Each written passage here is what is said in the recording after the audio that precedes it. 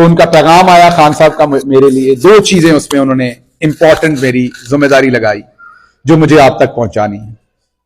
पहली चीज तो खान साहब ने यह कहा कि पूरी कौम को यह बताना है आपने कि ये जो कुछ हो रहा है इस टाइम, ये लंदन प्लान नहीं बल्कि लंदन एग्रीमेंट का नतीजा है।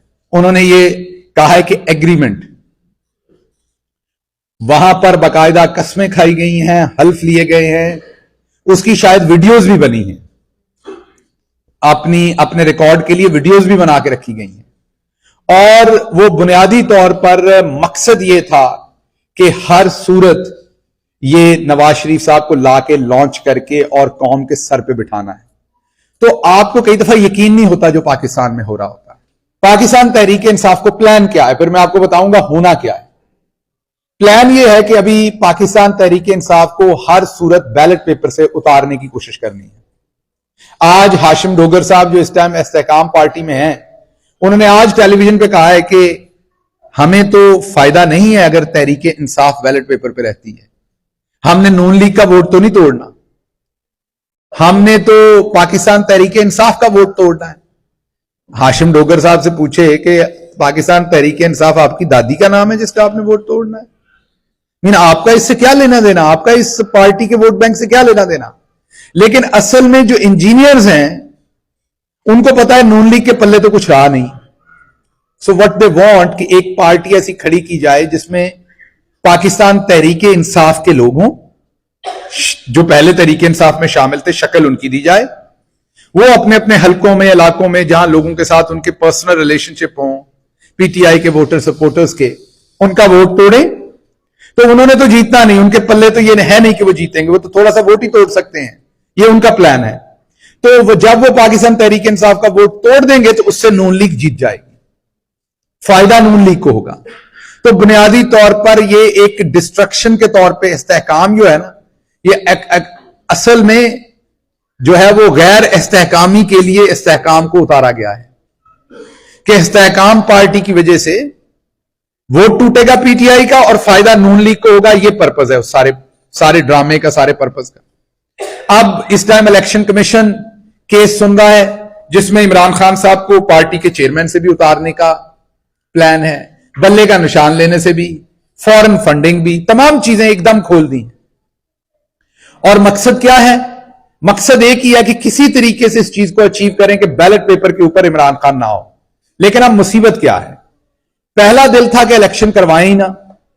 दुनिया की जितनी बाहर की ताकतें हैं उन्होंने कहा कि इलेक्शन आपको करवाना पड़ेगा वरना हम आपको पैसे नहीं देंगे। वो जो 25 अरब आना था, दूसरे पैसे आने थे, अब उनका हो गया जवाब, अब मजबूरन इलेक्शन करवाना पड़ना है। अब अगर इलेक्शन करवाते हैं तो आगे 90% के ऊपर या 90% से प्लस इमरान खान खड़ा है। अब अगर आपको ये लगता है, मैं आपको वाज़ेह तौर पर बता दूं कि लोगों को लगता है इलेक्शन होगा तो फिर शाम में धांधली होगी तो फिर फैसला होगा, मैं आपको वाज़ेह बता देता हूं कि अगर इलेक्शन हुआ और अल्लाह के करम से उस पर बल्ले का निशान हुआ तो इलेक्शन का नतीजा 11:30 बजे हो जाएगा, सुबह, शाम तक नहीं जाएगा। पब्लिक इतनी आ जाएगी पोलिंग स्टेशन पर कि ये पोलिंग ही नहीं करा सकेंगे। तो धांधली का सवाल ही खत्म हो जाएगा जब लोग नारे मार रहे होंगे सारे इमरान खान के वहां पर। अब मसला यह है कि इस टाइम आप कितने लोगों को उठाते हैं? एक टाइम में 10-15 लोगों को उठाते हैं, 20 को, 25 को, 30 को, 100 को, 200 को। आपने उसके लिए एजेंसीज यूज की हुई हैं, पुलिस यूज की हुई है, 200-400-500 बंदे को एक टाइम में उठाया और जेलों में डाल दिया, किसी को मारा, किसी से अगवा बराए बयान करवाया। लेकिन आप देखें कि इलेक्शन में 4-5 करोड़ वोट पड़ता है। बड़ी पार्टियां 1.25-1.5 करोड़ वोट लेती हैं, तो टोटल 5-6-7 करोड़ वोट पड़ता है इलेक्शन वाले दिन। तो अब ये 5-7 करोड़ बंदे को उस दिन किसी ने क्या कर लेना है, और लोगों ने तो निकलना है बाहर। तो इसलिए मिस्त्री और मजदूरों को यह पता है कि इलेक्शन के अंदर अगर बल्ले का निशान हुआ तो इमरान खान को हराया नहीं जा सकता और इलेक्शन का नतीजा सुबह ही हो जाना है। यह नवाज शरीफ को भी पता है, यह पाकिस्तान की स्टैब्लिशमेंट को भी पता है, यह बैरूनी स्टैब्लिशमेंट को भी पता है। तो अब एक नया मंजन बेचा जाएगा पाकिस्तान तहरीक इंसाफ के अंदर। मंजन यह बेचा जाता है कि इमरान खान तो देखें जी, इस टाइम उनसे तो रियासत बात ही नहीं करना चाहती, वो तो बिल्कुल एंटी स्टेट है, वो तो मुल्क के खिलाफ है, उनसे तो हमने बात ही नहीं करनी। अब आप अगली बात करें कि अगर इमरान खान नहीं है तो फिर क्या करना है।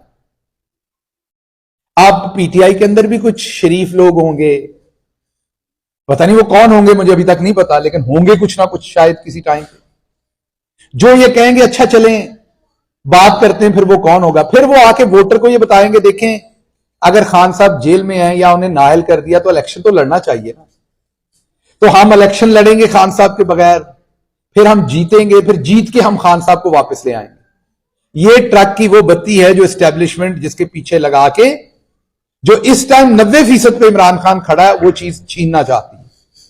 तो जब मेरे से राब्ता किया गया और मुझे ये कहा गया कि आप मुहिब वतन हैं, आप सोचें इमरान खान तो अब नाअहल हो गए हैं, तो अगर वो हैं ही नहीं इलेक्शन में तो फिर लड़ना तो है ना पीटीआई ने, तो फिर आपके ख्याल में किसको आगे किया जाए। तो मैंने उसका जवाब दिया कि वो फिर खान साहब का कोई बावर्ची या खान साहब का कोई माली या जो भी खान साहब आगे करेंगे, अवाम उसको वोट देगी, ना शहबाज गिल को वोट देगी, ना पीटीआई के किसी और लीडर को अवाम वोट देगी। अवाम ने वोट उसको देना है जिसको इमरान खान ने रिप्रेजेंट करना है। वोट सिर्फ इमरान खान का है, इसलिए आपको बात करनी पड़नी है तो इमरान खान से करनी पड़नी है। ये जो माइनस इमरान खान का मसाला है ये नहीं बिकना। आप कोशिश कर लें, सिर्फ इसमें आपने और चंद लोगों को बेइज्जत करवाना है। अगर आपका शौक है तो करवा लें, और कुछ बेवकूफों ने आपकी बात में आ जाना है और उनको लगना है कि हम जाके अवाम को एंगेज करेंगे, तो अवाम ये बात समझ जाएगी कि अच्छा जी खान साहब तो अब लड़ ही नहीं सकते। जब लड़ ही नहीं सकते तो फिर आप लड़ लें और फिर आप खान को इंसाफ दे दीजिएगा, तो ऐसा कोई इंसाफ नहीं मिलता होता। तो मैं तो हर ऐसी चीज के खिलाफ खड़ा हूंगा।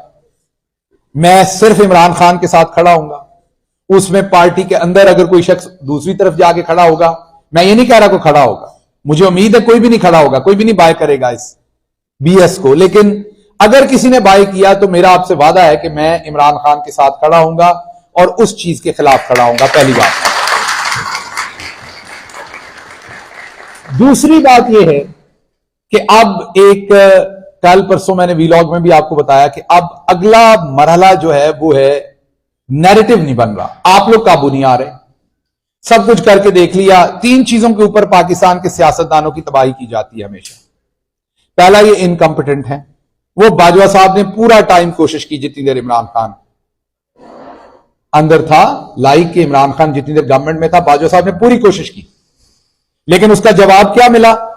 उसका जवाब था 6% इकोनॉमिक ग्रोथ, उसका जवाब था 15% लार्ज मैन्युफैक्चरिंग सेक्टर ग्रोथ, उसका जवाब था आपका कंस्ट्रक्शन सेक्टर की ग्रोथ, उसका जवाब था एग्रीकल्चर की 4.4 ग्रोथ, उसका जवाब था हेल्थ कार्ड, पनाहगाहें, लंगर खाने, तमाम सोशल वेलफेयर का जो आपका एहसास प्रोग्राम, उसका जवाब था फॉरेन इंडिपेंडेंट पॉलिसी, उसका जवाब था इमरान खान बाहर जाता था तो वाकई वजीर आजम लगता था, आपको अच्छा लगता था, वो जिस तरीके से चलता था, खड़ा होता था, बात करता था।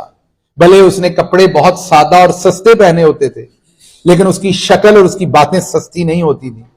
वो वकार के साथ बैठता था। वो पाकिस्तान इंटेग्रिटी जो है, वो जो इंटेग्रिटी है जो सबसे इंपॉर्टेंट होती है ह्यूमन लाइफ में, वो पाकिस्तानी नेशन को वो इंटेग्रिटी ऑफर करता था।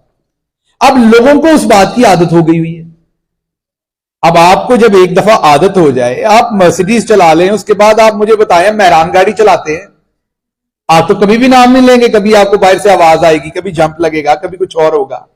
तो अब लोगों ने पहले आप देखें ना किस किस तरह के वजीर आजम हमने देखे हुए हैं बदकिस्मती से।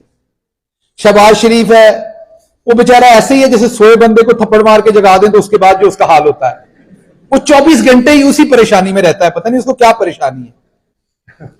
नवाज शरीफ साहब आपने देखे, वो उसी रुमाल से नाक भी साफ करते थे, फिर मुंह पे मल लेते थे। I know it is stupid but I am telling you, but he used to do stupid things. फिर वो हिलरी क्लिंटन को ओबामा की बीवी बना देते थे और उसको दावत देते थे कि लाहौर आए और ये खाएं। बातें ये होती थी, आप सबने वो सब कुछ देखा हुआ है, वो ड्रामा। तो पाकिस्तान के साथ जो वजीर आजम के नाम के ऊपर जिस तरह के मजाक हुए हैं, उसके बाद जब लोगों ने इमरान खान को देखा तो वो क्लास ही और थी, वो बात ही और थी, उससे रिलेट ही और था।